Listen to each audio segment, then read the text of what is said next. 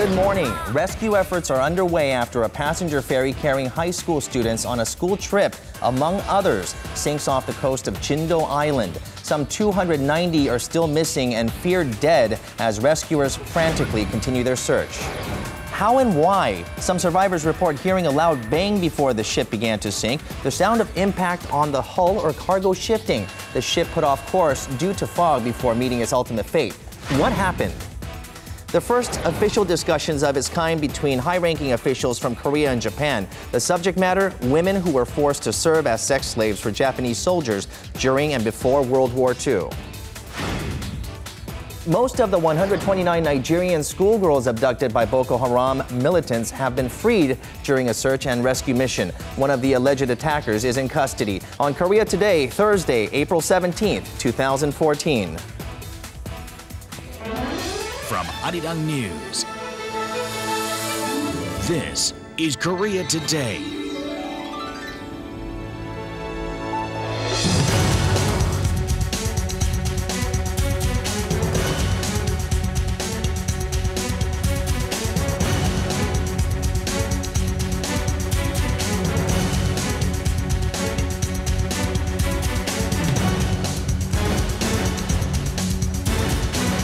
And good morning. Thank you for tuning in. You're watching Korea Today on a Thursday morning. The whole nation is rattled by the horrific accident off the southwestern coast of Korea. Right. Many Koreans are waking up this morning dreading that the death toll from the sinking of the cruise ship might have risen. That's right. What was supposed to be a school retreat to the resort island of Jeju is turning out to be a complete nightmare for the students and passengers on board. We'll get to that story right away. Rescue operations are well underway some 20 hours after the ship carrying 475 passengers started sinking. So far, the death toll stands at 6, but nearly 300 others remain missing, possibly trapped inside the capsized ferry. We'll go straight to our correspondent Kim Ji-yeon, standing by at the news center with the latest on this tragic incident. Ji-yeon, the frantic, almost day-long search and rescue operations are well underway. First of all, walk us through the events from when it all began. Hello, Min-jung. It was around 9 a.m. Wednesday morning when the Seoul ferry started to sink some 20 kilometers off the coast of Jindo Island in southwestern Korea. The 6,800-ton ship, the largest of its kind in Korea, was carrying more than 470 people, so about half of the capacity that it can hold. And like you said, 6 have been confirmed dead, including a ferry employee, Park Ji-young, in her 20s, and 4 high school students, and 1 who had not yet been identified. So far, the number of people rescued stands at 179, with the remaining 290 still missing. The ship completely submerged underwater just 2 hours and 20 minutes after it started to tilt. It is quite mind-boggling how such a large ship can sink within 2 hours. Now, tell us about the rescue operations that are underway as we speak. Well, Min-jung, it really was an agonizing wait for the families of the missing who are sick with worry. Search and rescue teams have been working through the night, but the lack of light and strong sea currents have made it almost impossible for divers to get under the water and try and locate the missing. Rescuers had to constantly use their flares to get some light over the pitch darkness covering the ocean. The part of the sea in which the ship sank is reported to be at least 30 meters deep and filled with boulders and rocks. The search operation was stopped for several hours last night, but resumed at 1 a.m. Korea time. That's about 6 hours ago. Local media outlets here in Seoul say that the water temperature is low, and experts have said even 2 hours of exposure to the cold waters can be life-threatening. And there are so many questions we have to get to, but the real question is how this happened and what caused the ferry to capsize. And there are speculations that it might have hit a submerged reef or rocks. What are some of the explanations that are being offered? Well, the focus here remains on the rescue operation, so there are only speculation at this point about what caused the ferry to sink. Well, survivors say they heard a loud bang right before the ferry started to go down. And since there are clusters of big rocks and boulders at the site where the ferry sunk, it is presumed the ferry hit a boulder and started to tilt. Many were trapped inside the ferry and couldn't get free, as some say that they were told to stay put rather than escaping the ferry, which for me is incomprehensible for many. There are also some finger pointing to the company in charge of the ferry, saying that there are only one captain in charge of the ferry since the main captain was on a leave. Normally, there are two people, one captain and a sub-captain, but on that day, the sub-captain, who has 8 years of experience of steering ships, was on charge of the ferry. Local authorities here are looking now into reports that say some of the missing sent messages from inside the ferry at around midnight last night, saying they are alive, and we'll try to get those clarified. I'll come back with more updates later today. It is a race against time in the search for survivors as the Korean government is making all-out efforts and putting priority on rescue operations. On Tuesday, President Park Geun-hye and Defense Minister Kim Kwan-jin ordered all Navy, Coast Guard, and nearby vessels to assist with rescue efforts. Ships, aircraft, special forces, and naval divers have been mobilized and are actively searching for survivors. The U.S. Navy fleet also dispatched an amphibious assault ship equipped with 2 helicopters to assist with the operations. Prime Minister Chung Hong-won arrived at the gymnasium in the Jindo Island area where survivors and their family members, as well as the family of the missing, are, and promised that rescue efforts will be conducted in a responsible manner. Second Vice Minister of Home Affairs Lee Kyung-ok said the government will mobilize all available resources to search for the missing. And the families of the hundreds of passengers still missing are not giving up hope and anxiously waiting to hear from their loved ones. Many have made their way to Jindo Island, but some relatives and friends have gathered at Ansan Danwon High School, where many of the passengers were from. We have a reporter, Kim Chan-ju, standing by at the site. Good morning to you. How are things looking over there?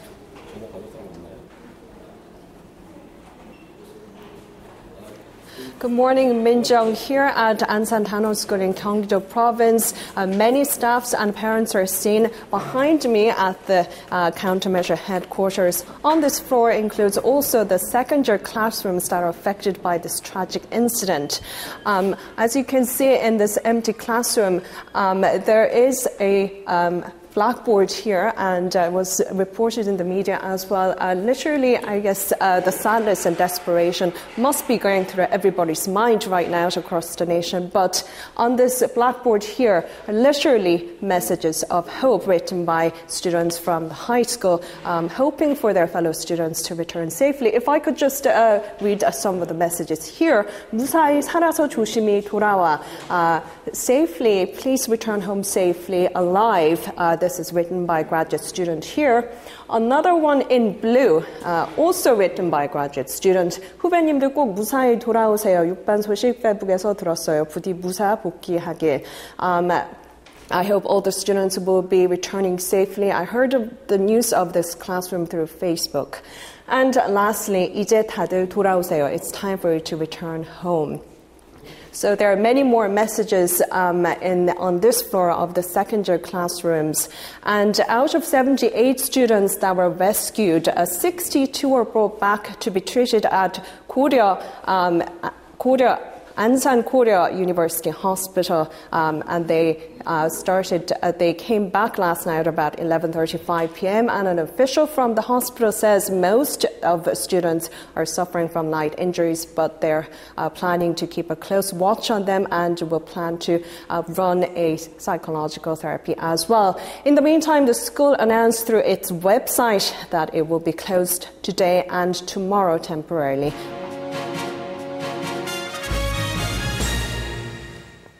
So the exact cause of this accident is yet unknown, but there is plenty of speculation on how the 6,825-ton ferry, the second biggest of its kind operating in Korea, went under in less than just 2 hours.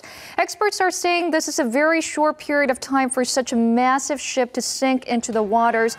Now, survivors say, as our Jian told us earlier, the ferry started to tilt after a loud bang, and some of the fishermen nearby claim they saw the ship almost at a standstill standstill roughly an hour before it sent out its first distress signal. Going further, data shows the conditions at sea at the time of the accident were relatively favorable, except for the fog. So how did the ship sink and why? We have Professor Kim Kwang-soo at Mokpo National Maritime University on the line for more. Good morning, Professor.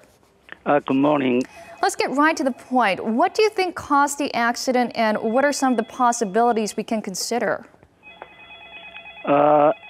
It is too early to conclude the cause of the accident because the accident is under inspection and the outcome of inspection is not yet produced. However, the possibility of collision or touch with a sunken log is now supposed. There is the possibility of a ship's deviation from the intended coastline of routes because of a strong tidal currents. On the other hand, no evidence of defect of ship's structure has been found, even if Ro-Ro passenger ship's sailor is 20 years old. So all sorts of speculation going on at the moment. Now, what many want to know is how could such a large vessel completely sink in such a short period of time? Unexpectedly, the ship began to fill with the water and sank in 2 hours. 2 hours are thought to be very short time in capsizing the passenger ship. Probably while the ship was damaged and flooded, and then listed or tilted to port side, the beakers and containers which were loaded and stored on board the ship were supposed to move to port side rapidly, and list or tilt of the ship to port side might be more increased. After all, the ship was capsized quickly due to the loss of ship's stability. The condition of seawater burst on board the ship was unknown. Right. Korea's southwestern coast, where the ferry sunk, is known for its rough and fast currents. Could you give us more details about the area? A passenger ship Seoul was sunk in waters of Mango Channel, which is located between Mango Island and Gocha Island in southwestern coastal area of Korea, and is noted for strong tidal current in Korea. The maximum tidal current in Mango Channel is about 3 knots. Because Mango Channel is passage of a main route from West Sea to South Sea in Korea, and its depth of water is over 30 meters. This channel is mostly used by passenger ships and large-sized vessels. Right. So the rescue team has resumed operations at 7 this morning, but unfortunately the weather forecast doesn't seem to be that favorable with expected strong winds and rain. How long do you think these missing passengers can survive given the current conditions? Oh, it's very difficult to quantify the possibility of survival and rescue. Unfortunately, bad weather will make a search and rescue operation more difficult. It is most regretful that there is not much possibility of a survival and rescue of missing persons. It is so miserable. Oh, so we'll hope that we'll hear about more survivors today. So thank you for that, your time this morning, Professor Kim. Thank you. And as you heard, 179 out of the 475 people on board have been rescued, and there are the accounts as told by the survivors themselves. And true stories of heroism are being heard, such as when 58-year-old Kim Hong-kyung, a passenger himself who stayed on board until the last moments of the ship's sinking and single-handedly rescued some 20 passengers. That's right. Kim reportedly tied a fire hose to curtains and pulled 20 or so students from the first floor of the ship so that rescue helicopters could reach them. Kim is a plumber who was heading to Jeju-do Island for his first day on the job with a construction company. Also, 4 passengers saved a 5-year-old child, a girl whose parents are among the missing. According to eyewitness accounts, the young girl was frightened and shivering in a state of shock, and some of the rescuers, despite having suffered injuries of their own, helped carry the young child as they climbed approximately some 20 20 meters up and out of the ship. So really, these acts of heroism, it touches your hearts. That's and right, we can that's only right. applaud these men and women for their courageous acts. Now, amid frantic rescue efforts, text messages sent by the passengers on board are circulating online, tugging at the heartstrings of many people. Now let's take a look at some of them. A son actually said through a text message, "Mom, just in case I don't have a chance to say it, I love you." Now the mom, obviously unaware of the situation, asks why, but adds, "I love you too, son." If I may add, that high school student was rescued by the Coast Guard. Now, in another text, a trapped passenger tells his father that he can't move because the ship is tipping over. Then the father tells his son, "I know help is on the way, but if possible, do go outside."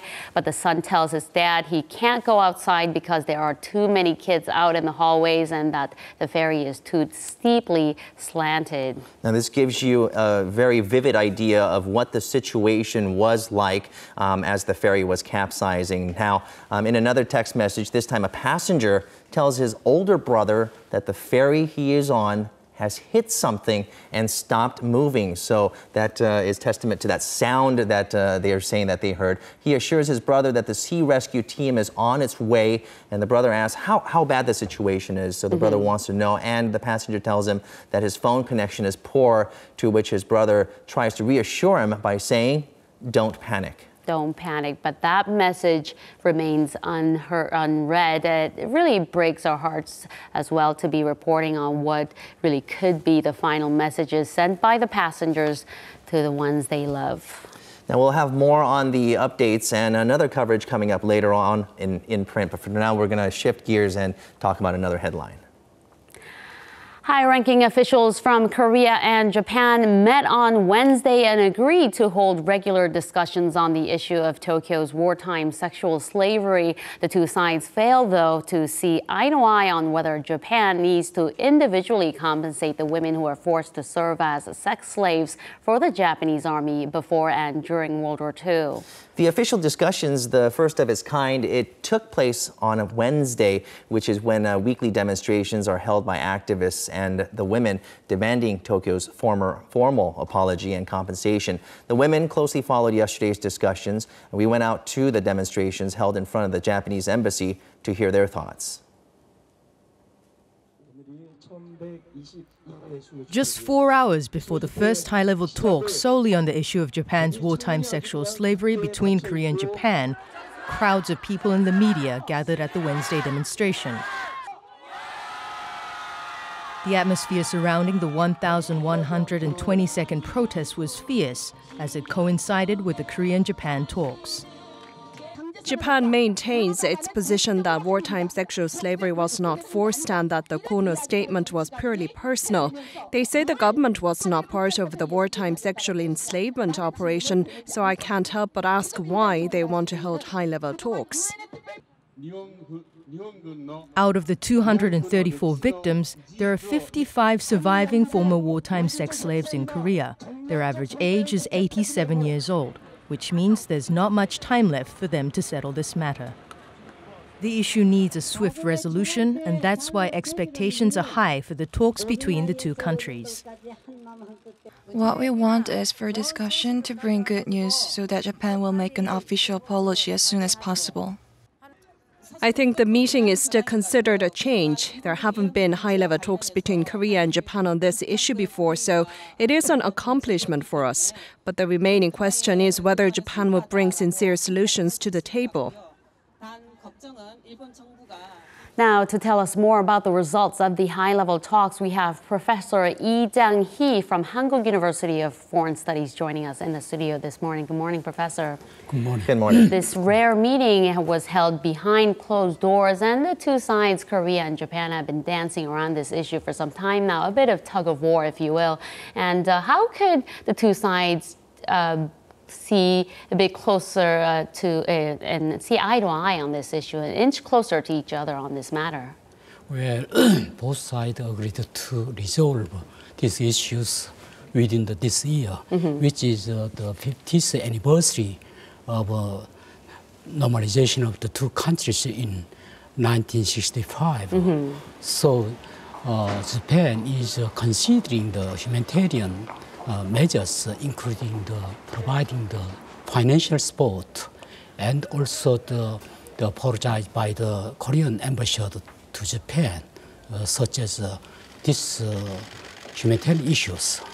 So, yeah, it is also very a follow meeting.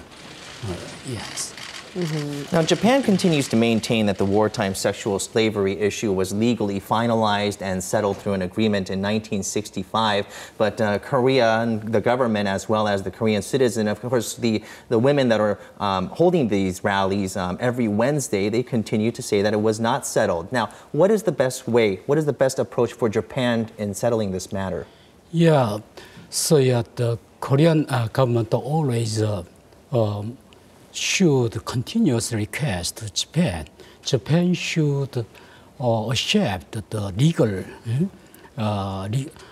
legally the wrongful doings during the World War II. So nevertheless, Japan didn't accept the legal responsibility. So just Japan say, just apologize. That is meaningless. We request to the Japanese government the illegality of the wartime crimes regarding the comfort of women issues. Now, President Obama is set to visit Japan and Korea, and many reports indicate that Korea and Japan, many experts are concerned that this is a bit of window dressing by the two sides, making nice before President Obama's visit to those two countries. What are your thoughts on this? Yeah, right. So yeah, U.S. emphasized many times the good relation between the two countries is a vital interest of the American development. So yeah, on the opportunity of his visit to Japan and Korea, so Japan would like to have favorable situation for national interests such as self-defense issues and the amendment of a constitution. So in this sense, it's this dialogue would be kind of the temporary gesture or showing up to show to the United States. Okay, so our government, the Korean government, has been moving forth and constantly appealing to the Japanese government, saying that we need to find a resolution for this. Now, how should the Korean government proceed? Are we going the right path in order for the former sex slaves to get the right and a sincere apology, as well as the right and proper compensation? How should we move forward? Yes, our government position is very clear since 2005, after the opening the diplomatic document. So yeah, we request to the Japanese government, Japan should illegality of the colonial rules regarding the comfort of women's issues. So, and also Japan should make official apology and compensation. And many are concerned about the prospects of the Seoul-Tokyo relations. Do you think they are bright or dim, the prospects of the relationship between the two countries? I don't think so. During the Abe, his administration, his right-wing stance is very clear. So this dialogue is temporary, showing up. So we should request continuously to the Japanese government. So not only on the government level, but also on the non-governmental organization level. On the furthermore, through the international strong pressure and opinions. So you think prospects are dim regarding the relationship? Yeah. And this is one of the major matters that does keep that process dim there. Yeah, because of the domestic political leaders in Japan, Abe would like to continuously keeping their own policy regarding the past colonial rules. A tough right-wing stance. Well, Professor Lee, thank you very much for joining us today. Thank you so much. Thank you.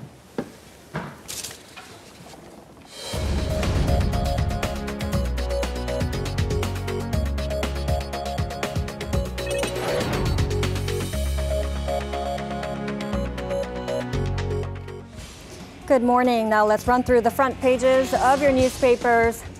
And indeed, on all our papers this morning is the tragic news of the sinking of the ferry Seoul near Jindo Island. We'll begin by taking a look at 중앙일보 first. The headline reads, 290 passengers, please. Now, 중앙일보 has told the number of missing passengers to 290 as of 2:10 this morning. And in the picture, you see some of the rescue boats and teams pulling through rescue operations. And also the subheadline here says that the accident took place with the changing of the sailing route, and rescue efforts have been taking place all throughout the night. And we'll go on to 경향신문 for a look at this headline here. And it reads, 283 missing in the ferry accident, a missed golden time. So 경향신문 has the number of missing people tallied at 283 as of midnight. Now, as rescue operations are still underway as we speak, the exact numbers were not able to be compiled right away. So some of the different papers have cited different numbers at different times as well. So please do take note of that. The title mentions that the rescue efforts were not able to take place right after the incident took place, within the very first half-hour period, which is called the golden time here in the headline. And going on to 동아일보 now for a look at this picture here. And the headline says 277 people underneath. The figure of missing here is at 277 as of 1 a.m. this morning, according to the Daily.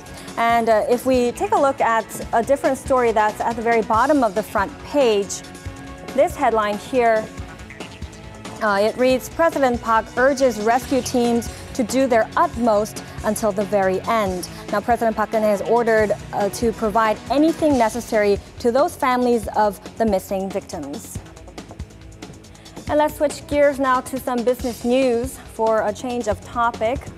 We'll take a look at this headline here. The headline says, Silicon Works plans to take over Dongbu High-Tech.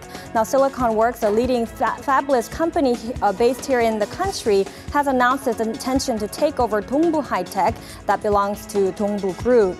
Now, Dongbu High-Tech is a company that specializes in developing chips and other mixed signal processing technologies. And Dongbu Group was seeking to sell off the company for restructuring purposes.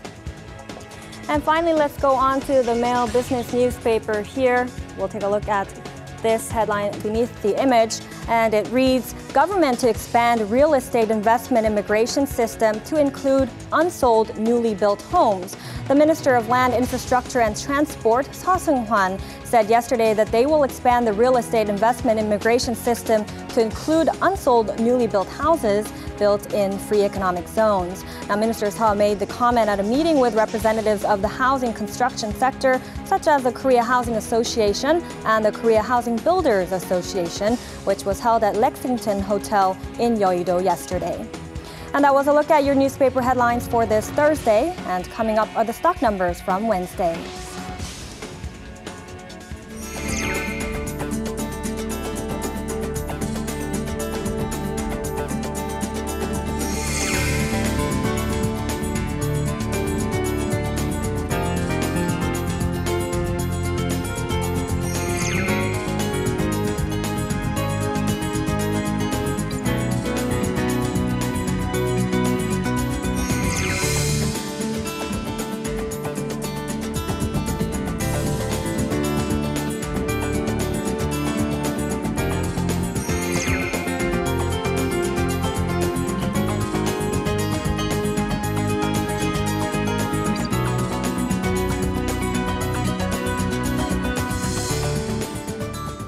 Rescue efforts are underway near Jindo Island, but it is being hampered by rain and wind, apparently. That's right. Those are some of the factors that will either speed up or slow down the efforts that are ongoing. We now go to Chun Song-cho, who has the weather for us, and we'll check out the weather in Jindo. Good morning to you. Good morning, guys. It's a very difficult morning for many people after last night's ferry accident turned into a tragedy. And it seems like the weather is not being cooperative either. Rescue work is being hampered by fast tidal currents and bad visibility in the waters down south. And concerns are growing even more as heavy rainfall is in the forecast in Chindo starting this morning up until tonight. And, it won't be those occasional drizzles that we've received this spring, but it will be a maximum of rainfall up to 40 millimeters with strong wind gusts and possibly even lightning. And waves are expected to rise up to 2.5 meters, so all these conditions sound nothing but trouble for the rescue team. The entire nation is together, praying and hoping that the rescue workers' strenuous efforts will be able to bring in some good news soon. So let's turn over to today's weather in the rest of the peninsula. As a low-pressure system is approaching from the southwest, it'll be cloudy in most parts of the country. Temperatures will slightly drop after the rainfall, moving closer to the annual average. Seoul's highs are the warmest at 22, Gangneung the coolest at 16 degrees Celsius. This morning, heavy showers will start in Jeju first and move all the way up, spreading nationwide by the afternoon. The level of fine particulate matter remains high, but conditions will get better as we move into tomorrow. That's all I have for the weather update. Back to Min-jung in the studio for international news.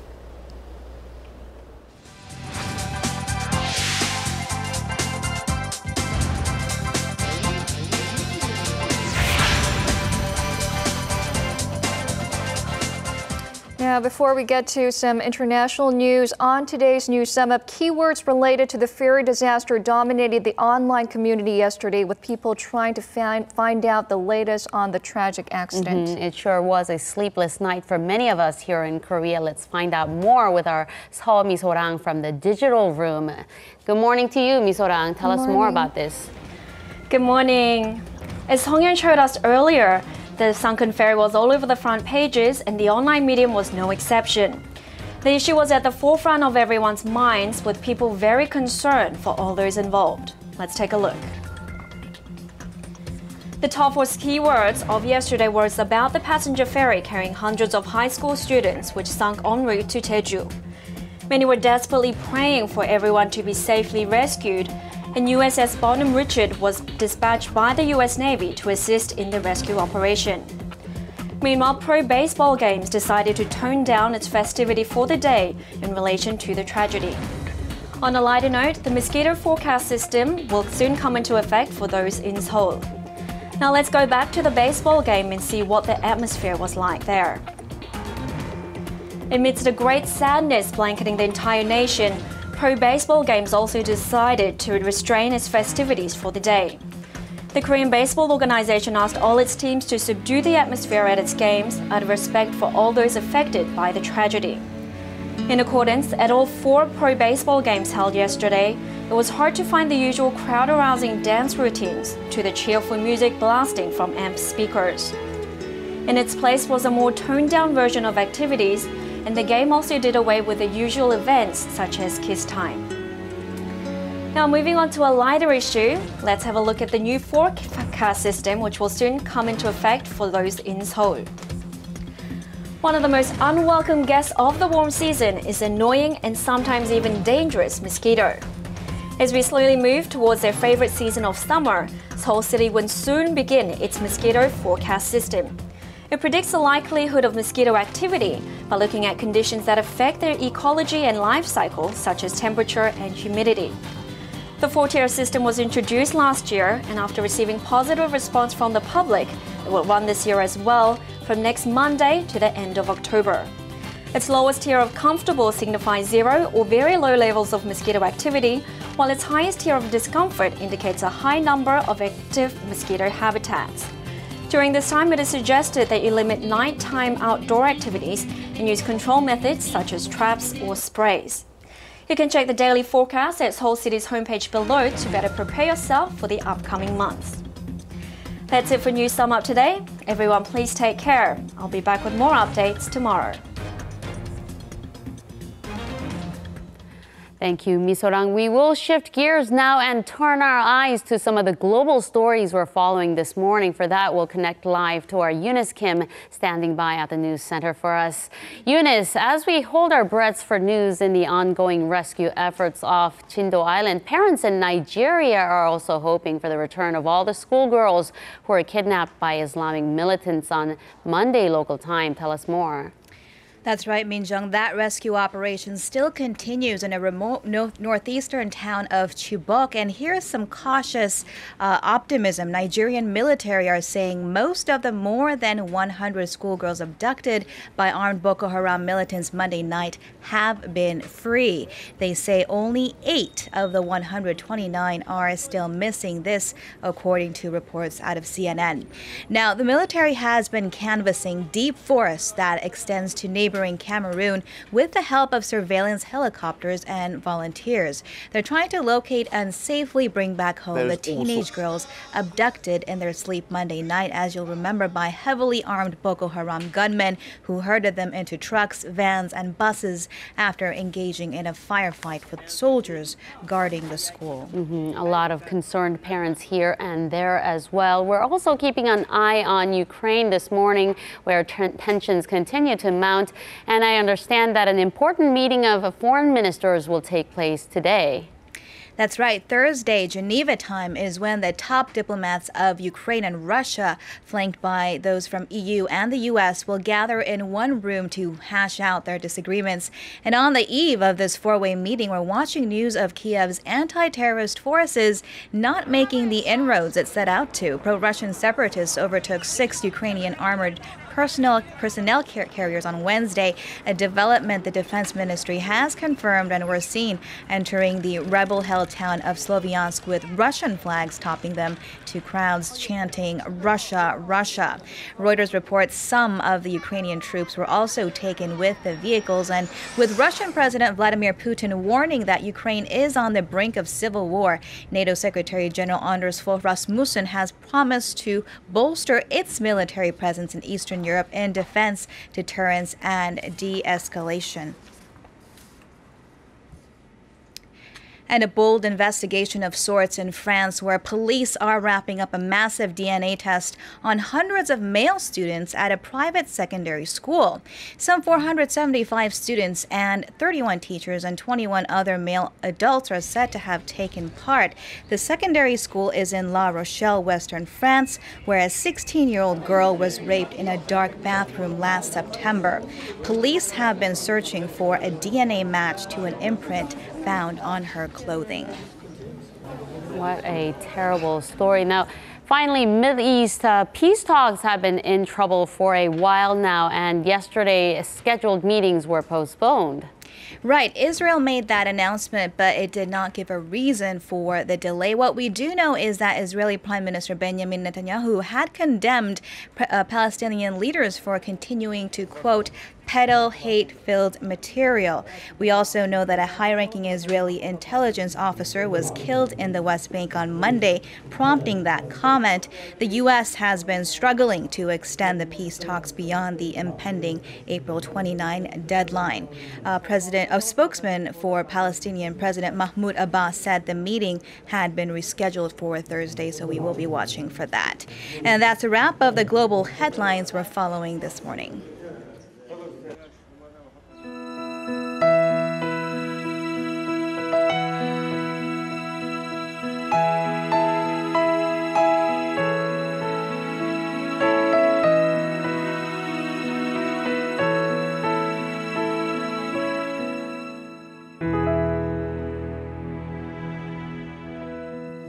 And we're going to shift gears with our daily arts and culture segment. Now, chaos is usually a word that's used with a negative connotation, but sometimes artists can really make sense of chaos and also show you the beauty within. Our Yim Yoon-hee joins us with more on this. Good morning. Hello, Young. So sometimes it does take an artist's point of view to take chaos and turn it into beauty. And so today I have a couple painters who do just that. But lucky for us, one of these painters takes us from the start, from her inspiration to the end piece. And so let's take a look in this next report.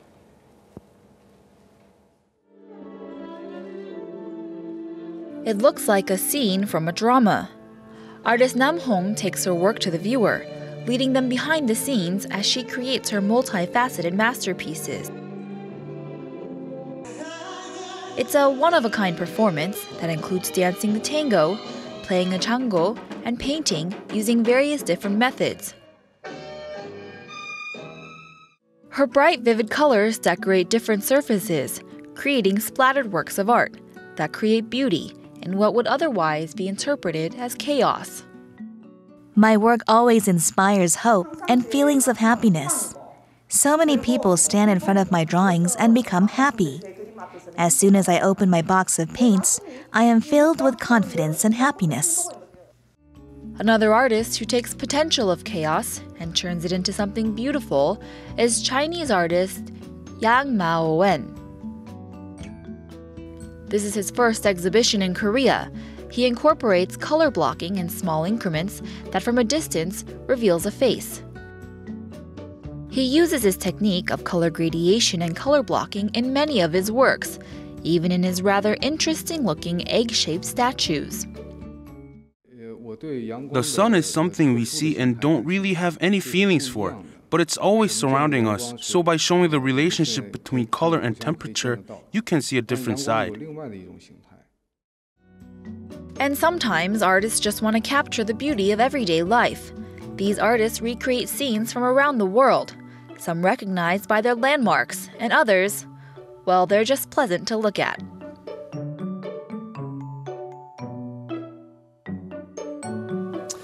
Wow. I mean, although all three artists, they have unique characteristics, but Nam Hong, he creates sort of a show and a mini performance while he makes his art. Right. So she really does. The female artist, the first one we saw in the report.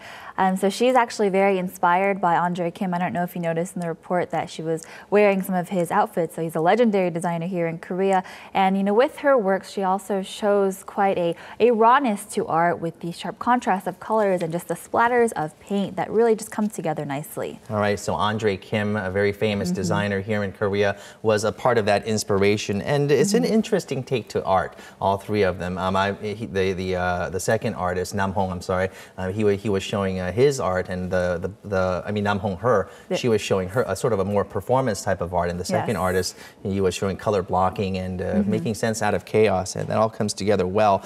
But audience members is sort of a process that goes into this. This is a kind of a package thing. Right, so this is a very unique performance. Usually you see the final product with an artist, especially a painter, but this artist really takes it to a different level, you know, brings you through the entire process from start to finish.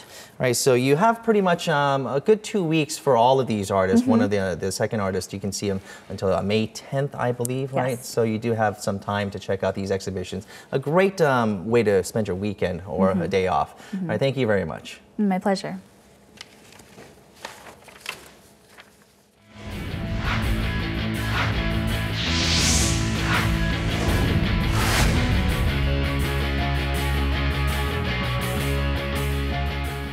And of course, just like you heard on News Sum Up, the league made sure that there would be no excessive cheering at the KBO games. And of course, with 4 games taking place in the league last night, not only were there a moment of silence for those who lost their lives and are still missing, the league made sure that there was no cheerleaders and no loudspeaker cheering. But when the games did take place, the Hanwha Eagles beat the Kia Tigers 8-6, with the Tucson Bears shutting out the Samsung Lions 5-0, and the Nexen Heroes beat the LG Twins once again 5-2. Meanwhile, let's take a look at another big regional rivalry here. The red-hot NC Dinos taking on the Lotte Giants. Of course, going into the game here, first inning of the game, Sona's up with an RBI single to center as Lotte takes a 1-0 lead before Luis Jimenez with an RBI groundout scoring Kim Moon-ho for a 2-0 lead. We're not done yet. 2-man on. Here is Hwang Jae-gun and 2 run triple to center field, and Lotte has an early 4-0 lead. Third inning, Lee Jung-woo grounds 1 to second, but an E4 scores Park Min-woo, and it's 3-1. Next play, Na Sung-bum at bat, and a pass ball scores Lee Jung-wook from third, but NC cuts the deficit to 4-3 thanks to an RBI sac fly by Lee Ho-jun. Now 6th inning, here is Eric Thames here, and there it goes deep to right field. Gone, a 2-run shot, sparking a 4-run 6 as NC takes a 7-4 lead. But Lotte scores 3 runs in the bottom of the inning, rallying back to tie this ball game at 7 apiece, and we're going to extra innings once again. But in the 10th inning of the game, Kim Tae-gun bat an RBI single to right field, and that's the ball game as the NC Dinos beat the Lotte Giants 8-7. And now moving over to figure skating, where nearly after 2 months since the Sochi Winter Games closed off, the International Skating Union stated that they have finally received an official complaint from the Korea Skating Union regarding the controversial judgment on Kim Yeon-ah. And while most of the fans here in the nation thought the complaint was filed already by the Korea Skating Union, turns out they filed it officially on April 10th, with the ISU confirming it on Wednesday.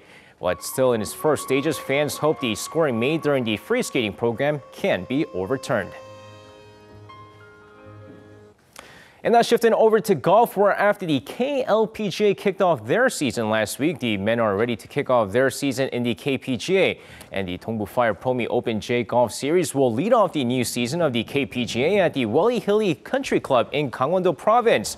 With the event taking place from today to the 20th, golfers like Kim Do-hyun and Kim Tae-hoon hope to storm through this season as well. With the KLPGA gaining immense popularity here in the nation, the KPGA hopes to gain popularity as well. And of course, that's going to wrap it up for me. This has been SJ. Have a great rest of the day. And of course, I'll see you guys again for your sports needs.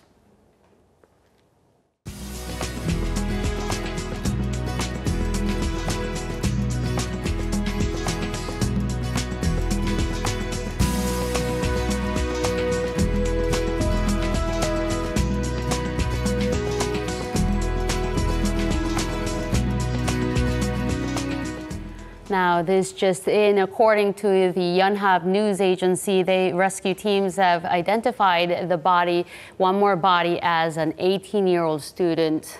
And the death toll, I believe, stands at 6. Although we would not like to see the death toll keep rising, it seems that it is a fate that will keep coming, and hopefully we will get the more survivors and in rescued. the meantime, we are trying to confirm reports that there are survivors in that capsized boat. Tune into Arirang News for more on that. In the meantime, we will go back to our Kim Chan-ju, who is joining us from the Ansan Danwon-go in the Gyeonggi-do province, where most of the passengers were from. Over to you, Chan-ju.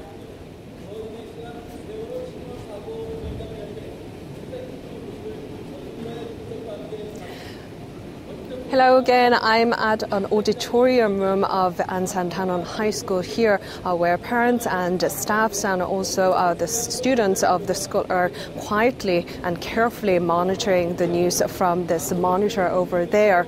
Overnight, there has been many students and parents waiting for some news about their fellow passengers. And this morning, as of 7 a.m., the bus has left for Chindo Island and took about 40 people. That was provided by the school itself.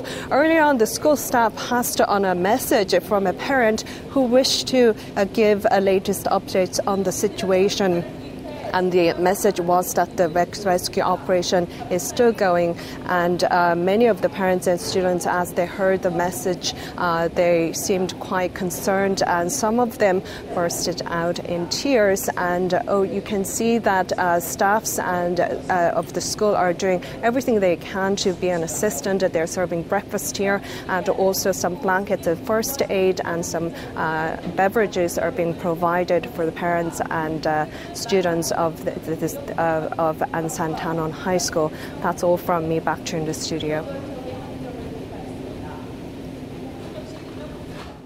And thank you very much, Chan-ju. That was Kim Chan-ju reporting for us. And the rescue efforts have been ongoing overnight. Some of the factors include low visibility in the water, but it has been ongoing throughout the night, and it is going right now as we speak. And that's right. Of course, there's more reinforcements. That's right. Hundreds of people are still missing, many of them students. And what's really upsetting about this story is that many of the students were high school students and who did really nothing but study. So our hope and hearts go out to the families of those waiting to come back home. But we have hope because about 200 rescue divers are on the site, and as well as the crane is underway on their way to the site. So we have hope that there will be more survivors and more rescued. So we're keeping our finger crossed at the moment. We'll keep on praying for them.